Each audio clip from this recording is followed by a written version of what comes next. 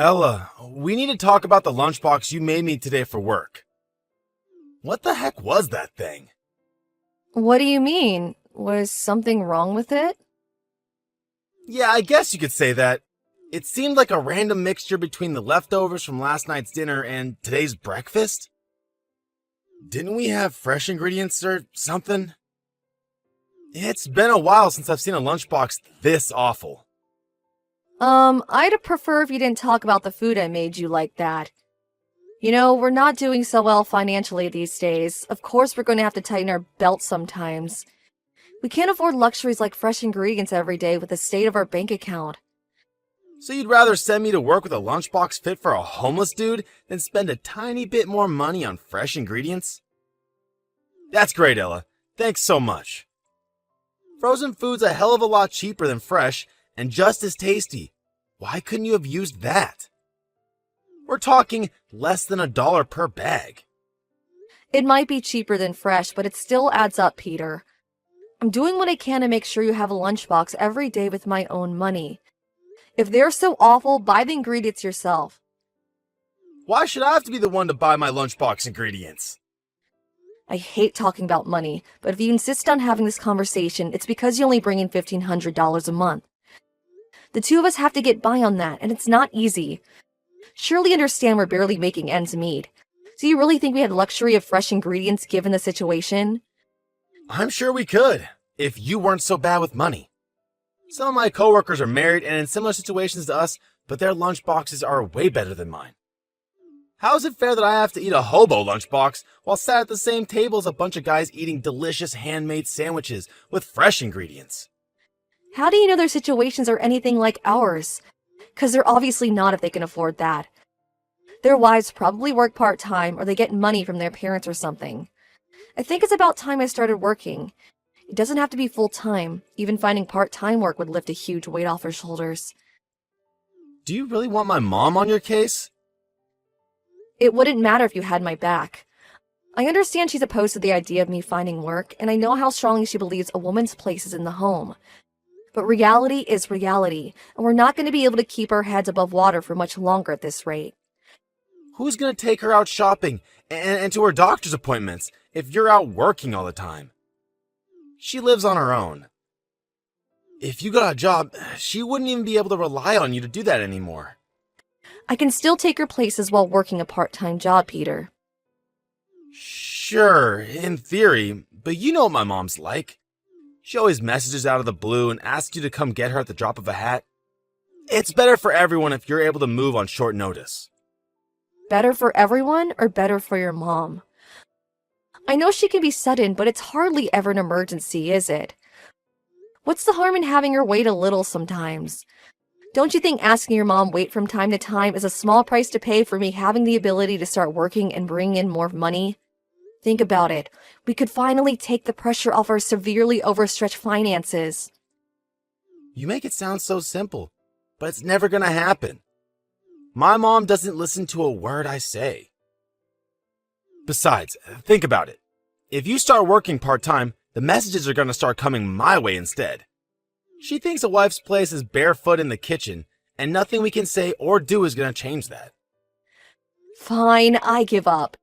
If I'm not allowed to get a part-time job, won't you at least start making more of an effort to reduce your spending? You buy things on your credit card all the time. We can't go on like this. We've been in the red for the last 6 months due to exorbitant repayments, and they're getting bigger still. What's the problem? We're still getting by, ain't we? That's only because I'm eating into the money I saved up when I was single at a rate of knots. Great. So it's just like I thought. There's no problem. If we have savings to fall back on, we're good. Good grief, Peter. Are you being serious right now? That's my money you're spending on frivolous crap. Good God, Ella. It's always my with you. We're married, damn it. We said goodbye to selfish concepts like me and mine, you and yours, the day we tied the knot. There's only us and ours, and the money in that savings account belongs to both of us.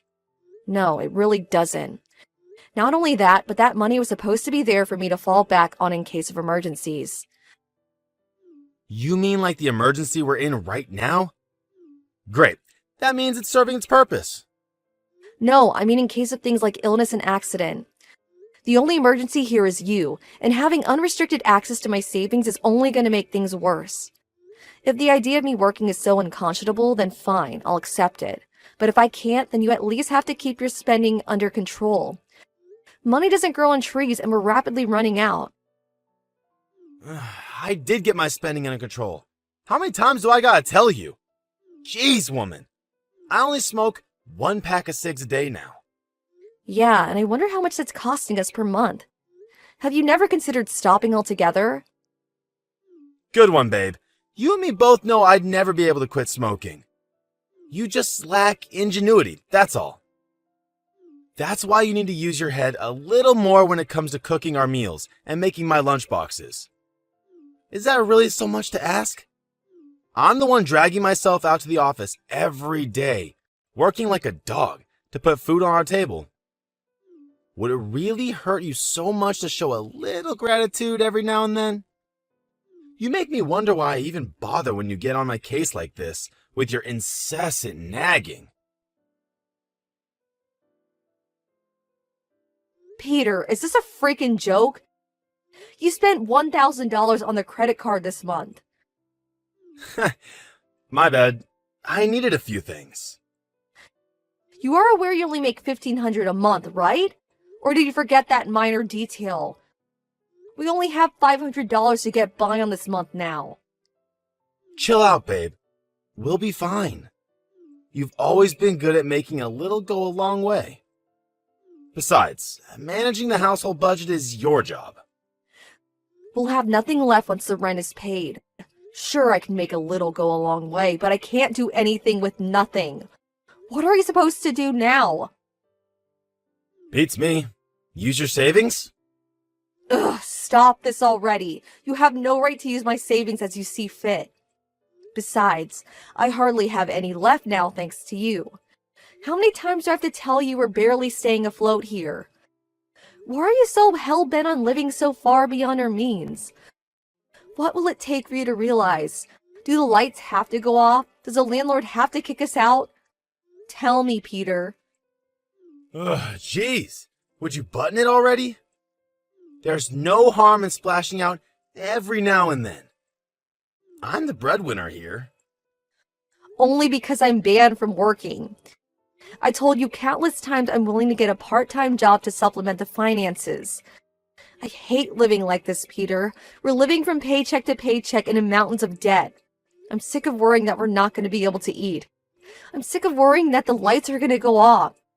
I'm sick of constantly dreading a phone call from the landlord saying the rent hasn't been paid. Your mom might send you a little spending money every month, but I have nothing. Between her allowance and my savings, I don't think you've bought a single thing with your own money since we got married. We promised to work together and do things as a team on our wedding day, but I feel like that all went out the window the moment we walked out of the church. It's cool, babe. I'm getting a raise next year. I've got an idea. How about you try not being so grouchy all the time? Take a chill pill and turn that frown upside down. Do not patronize me, Peter. And really, next year? Next year? What good is next year when we can barely afford to make ends meet now? Please stop this. You need to start taking care of the credit card repayments by yourself from now on. What? Don't talk silly. You know I can't do that. So why do you keep using it? No way. Surely it's not because you think you can keep relying on my savings. Of course not, babe. There you go with that silly talk again. Listen, though. Could you, stop messaging me like this while I'm at work? Here I am, working my butt off, trying to put bread on the table, and there you are. Probably sad, doing sweet FA on the sofa, doing nothing but giving me hassle and distracting me from my job. You really are the biggest pain in my ass. I wouldn't be messaging you if you didn't act like this. This is all your fault. My fault? Jeez, now I've heard it all. It's not my fault you suck at managing the finances. I can't manage something that doesn't exist. God damn it, Ella. It's always money, money, money with you. I'm sick of discussing this crap. This conversation is over. No, it is not. Mark my words, we'll be discussing this again when you get home. And you mark my words. I'll lose my rag if you try springing this crap on me when I get home from work. I'll be tired and want to put my feet up. Why are you like this? The only reason my lunchboxes look like they were made in the back of a garbage truck, and the only reason we have no money, is because you suck at managing the finances. I'm keeping up my end of the bargain by getting up early and showing up at the office every day. But you, no, all you do is nag, nag, nag. You get all sassy up there on your high horse when you talk about how we're supposed to be working together as a team. But the only one not doing their job is you. You're a grade A hypocrite, and I've had it with you. Don't you dare ever try to discuss money with me again. How can I manage the finances when you spend all of our money before I even get to see it? What do you suggest we do if you're not willing to stop spending like a moron? You will watch your tone when you speak to the man of the house. This is your last warning. How many times do I have to tell you it's your job to figure out how to make ends meet? Try using your brain for once. You see stories about people who get by on $100 a month all the time on TV. You just lack ingenuity. You really shouldn't believe everything you see on TV. That's $100 disappears on the rent before we even get to see it. My God, do you ever shut up? You're like a broken record. I'm sick of you. I ain't coming home today. What? Where will you go? Your mom's house? Shut your mouth. I didn't say you could talk. I'm done speaking to you. Peter, I'm at the bank right now, but your salary hasn't gone in yet. Is there any reason to be late this month? Oh, it's too late. I just took it out already. What? Why? Are you going to give me it later? Nope. I'm done paying our living expenses. Excuse me? What's that supposed to mean? I gotta spell it out, huh? It means I'm not going to be giving you any more money to cover our monthly living expenses. At least for the time being. What? What the heck are you talking about, Peter? Are you drunk? How are you supposed to live without that money? You'll figure it out somehow. Just use your savings or something. Is this a joke? I already told you I hardly have any savings left. Which means you still have some. You managed to keep on top of everything until now, didn't you? You just keep doing what you're doing. You have no idea how much it grinds my gears when you keep complaining and nagging at me to stop spending when it's obvious we still have money left. I'm not going to be able to keep up what I've been doing without your salary, Peter.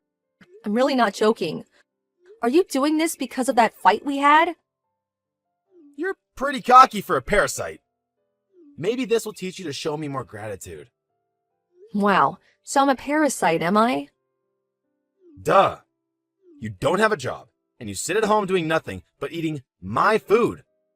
What are you if not a parasite? It's the perfect word to describe you. I do nothing? Don't be ridiculous. I do the housework. I act as your mom's personal driver. I work very hard to keep everything in order while you're at work. And I sure as hell don't sit at home doing nothing but eating your food. Good for you, babe. Want a pat on the back? Shame none of that puts any money in the bank, huh? You're pretty arrogant for someone who doesn't earn a single cent. How am I being arrogant? Because you have the nerve to preach at me, despite the fact that without me, you wouldn't be able to live. Never bark orders at me again, woman. I don't want to hear another word about save money this or stop spending that. It's time you learn to know your place in this household. Do you think I enjoy doing that? I wouldn't have to say any of it if you did something about our dire financial situation. You seem to be having trouble understanding my position as the supreme authority in your life, as the man of this house. How are you going to make it up to me? Get down on your knees and beg for forgiveness when I get home? I can't take this anymore. What's that supposed to mean? I'm sorry. Ah, an apology. I'm glad to see we're finally making some progress. Now you're going to swear an oath never to defy me again. Here's what you're going to say.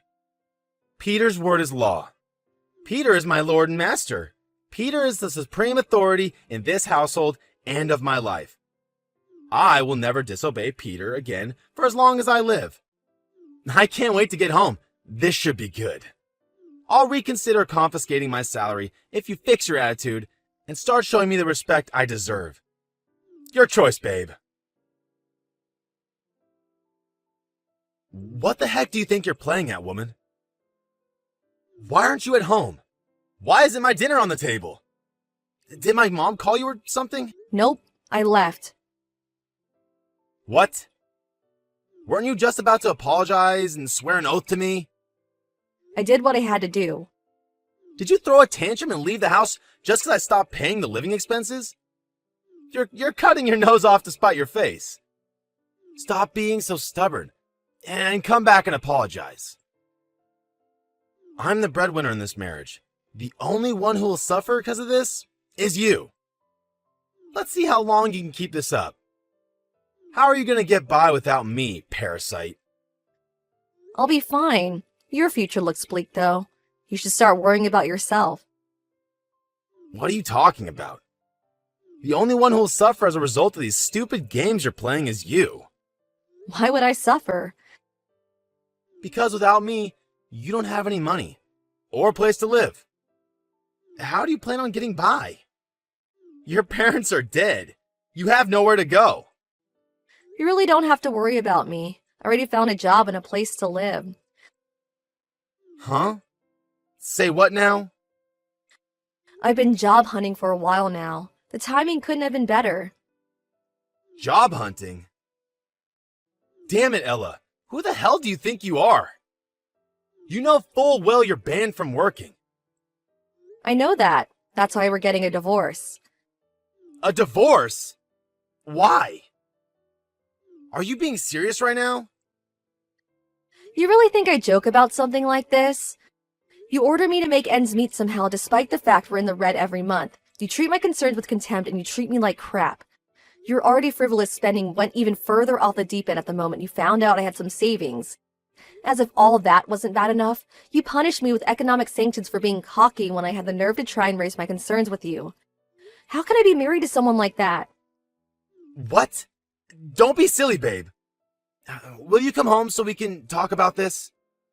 Sure, another time. I'll have to come over with my lawyer at some point so we can talk then. A lawyer? Why would you hire a lawyer? I just want to talk to you. I've known for a while now that any discussion with you can never be anything but a complete waste of my time, so everything will go through my lawyer from now on. Plus, we'll have to take care of splitting the assets. We don't have any shared assets, so it'll only be stuff like the household appliances and the car, but in any case, a lawyer will be essential. Whoa. Slow down, babe. You're getting a little carried away here. Let's leave all that for a while, okay? I mean, I want to talk about the divorce itself. Which part? Well, the future. What you said made me think, and I decided that if you're that worried about finances, then maybe it wouldn't hurt for me to make a compromise or two. Oh, really? It's fine. I don't need your compromises, thanks. It's not just the finances, Peter. It's everything. I'm sick of life with you in general. We're long past the stage of talking things through and reaching a compromise. Still, springing divorce on me like this all of a sudden is just horrible. Which one of us is horrible? Surely it's you for spending thousands of dollars every month despite the fact you only make $1,500. No matter how much I try to tighten my belt and reduce our outgoings, all you did was complain. No matter how hard I tried, it was all meaningless. Like I told you, babe, my coworkers seem to get by just fine. Surely you can understand why I wouldn't want to be thought of as the only one at the office who lives like a peasant. Why do you think I offered to find work? But no, you wouldn't even let me get a part-time job because it would upset your mom and her Stone Age sensibilities. To put it bluntly, this is all your fault, Peter. You made your bed, now lie in it. Fine. You can get a part-time job. Like I said, too little, too late. But what's my mom supposed to do without you? I'm busy with work. I'll never be able to take care of her like you did. Not my problem because I'm officially resigning as your wife. You have no idea how hard things were for me before we got married. She called me every 5 minutes. I need you to do this for me. I need you to drive me here. Get over here and clean my toilet. Come and scrub this dead skin off the bottoms of my feet. She'd even ask me to drive her places when she knew full well I was at work. And if I didn't answer the phone, she'd call my office. You coped with it before, you can do it again. You had it easy while we were married because you palmed everything to do with your mom off on me. But the gravy train's about to reach its final stop. Wait a sec. Are you opposed to the divorce because you don't want to go back to being your mom's errand boy? No, of course not. It's because I don't want to lose you. I've never even considered divorce. Not once. You thought you had me trapped because my parents are dead and I didn't have anywhere else to go, didn't you? You thought you could treat me however you liked because divorce wasn't an option for me. And in truth, that is why you got away with treating me like crap for so long. No, it wasn't like that at all. But you're the one who said it was. Your parents are dead. You have nowhere to go. Ella, I'm sorry. The time for apologies has passed. But you apologized to me earlier today. What was all that about? You said you were sorry. You couldn't be any more tragically misunderstood if you tried. The only reason I apologize is because I'm not going to be around to look after you anymore. That's why I apologized. Ella, is there nothing I can say to change your mind about this divorce? No, and that's entirely your fault. Besides, what's the problem? You treated me with nothing but contempt. Surely you'll be happier without me around. You won't have to put up with my nagging or preaching anymore now, right? But, I'm not good with household stuff like finance management. Oh, so are you aware on some level that it's not a walk in the park then? And yet you were happy to force it all on me and attack me whenever I try to raise any issues with you. I have no interest in being married to a guy who treats me like a piece of dirt on the bottom of his shoe. I'll be nice to you from now on, I swear. I'll cherish and respect you, babe. I'll keep my spending under control, I'll stop taking my mom's side, and I'll care for and protect you. Always. I'd rather you did all that while we were married. I'm just grateful you showed me your true colors early on. The only reason I hesitated on the divorce at first was because of all the good memories I had of the early days. But you made it easy for me by showing me what kind of person you are deep down before long. Ella, I'm sorry. Please, I can't get by on my own. Please come home. I'm begging you. I'll do anything. You don't want me back because you feel bad about how you treated me. You're just worried about yourself. No, I swear. I want you back because you're my sweetheart. I want you back because I love you. You love me? Talk is cheap, Peter. You had plenty of opportunity to show you love me, and you did no such thing. If you really loved me, I wouldn't have felt like being married to you was like being in hell. You wouldn't try and drive me to destitution and poverty as punishment for having the nerve to defy you. I'm so sorry. I'm sorry from the bottom of my heart. How many times do I have to tell you? Too little, too late. Oh, that reminds me. This month's rent hasn't been paid yet. There's no money left on your credit card either. What? But I only have $800 of this month's salary left. Not my problem. You're the one who spent it. Oh yeah. What was it you always used to tell me? You're just lacking ingenuity. I'm sure you'll come up with something if you use your head. There are people who get by on $100 a month after all. You saw it on TV, remember? Good luck. Peter barraged me with messages begging me not to go through with the divorce and take him back. But my will remained unshaken, and I threatened to take him to divorce court if he didn't willingly sign the papers. I think he knew I wasn't joking because he signed the divorce papers straight away, albeit while sobbing uncontrollably. We didn't have a single cent left in savings between us to be divided up when the assets were split. But I did get the car we bought back when we got married and half of the household appliances. Seemingly incapable of living on his own and managing his own finances, my ex-husband moved in with his mom after the divorce was finalized. Predictably, his life now consists of being her personal housemaid, and between that and work, he longer gets any time to himself.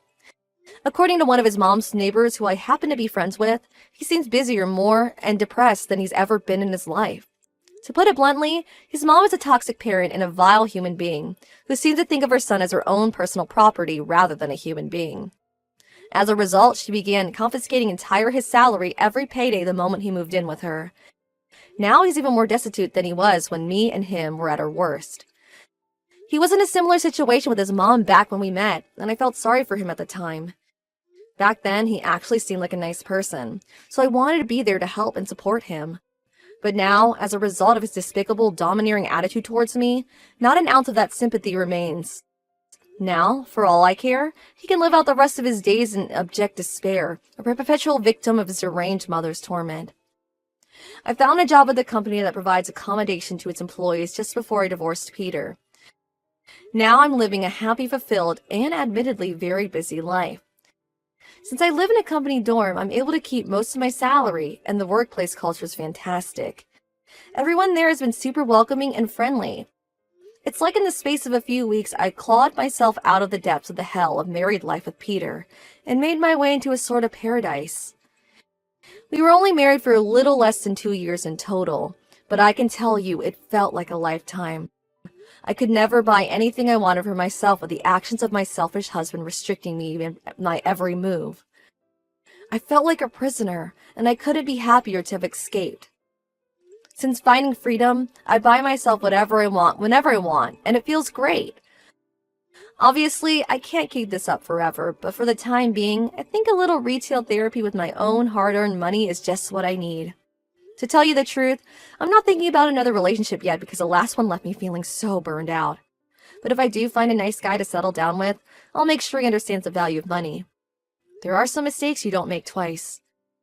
I know that money isn't everything, but it's an undeniable truth that good financial management can be the difference between a happy, comfortable life and a living hell. Having experienced the latter, I'm now more conscious of the importance of budget management than ever, which is why I intend to build my future on a solid foundation of sensible spending and moderation. Still though, I'm only human, so of course I'll still treat myself every now and then.